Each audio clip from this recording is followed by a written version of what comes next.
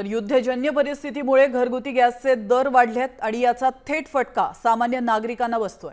Gas दरवाढीमुळे खर्च वाढलेला आहे आणि गृहिणींचं महिन्याचं बजेट पूर्णपणे कोलमडलंय। या संदर्भात गृहिणी गौरी चव्हाण यांच्याशी बातचीत केली आहे आमचे प्रतिनिधी सचिन जाधव यांनी।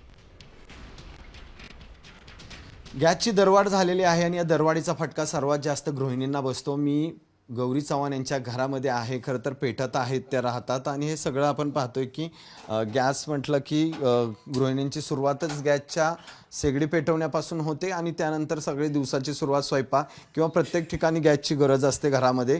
गॅसची 60 रुपयांनी दरवाढ झाली, कसं बघताय सगळ्याकडे? सर्वसामान्यांना तर हे गॅसचे दर जे वाढलेले आहेत ते न परवडण्यासारखे आहेत आणि आता युद्धजनक जी काही परिस्थिती झाली आहे त्यांनी तर ते परिस्थिती आम्हाला सर्वसामान्यांना परवडणार नाही आहे। हे जर अगोदरच त्यांना माहिती होतं तर त्यांनी ह्याचं नियोजन का नाही अगोदरच लावलेलं? आम्ही काय आता शेगड्या लावायच्या किंवा चुली पेटवायच्या म्हणजे आम्हाला ही दरवाढ सर्वसामान्यांना न परवडण्यासारखी आहे। बरं, फ्लॅटसारख्या सिस्टीम जी आहे तिथं आम्ही शेगड्या नाही पेटवू शकत आहे। मग आता ह्या जो दरवाढीचा जो झालेला आहे भाव ह्यातला आम्ही सर्वसामान्यांनी करायचं काय? सरकारने याकडे लक्ष द्यायला पाहिजे, दिलंच पाहिजे। म्हणजे आता म्हणतात, एक थोडक्यात उदाहरण देते की 2100 रुपये हप्ता लाडक्या बहिणींना केलाय, इकडे 2100 रुपये हप्ता केलाय आणि इकडे सिलेंडरमध्ये वाढ केलेली आहे। म्हणजे ते 2100 रुपये पण येणार, ते तुमच्याच खात्यामध्ये जमा होणार आहेत।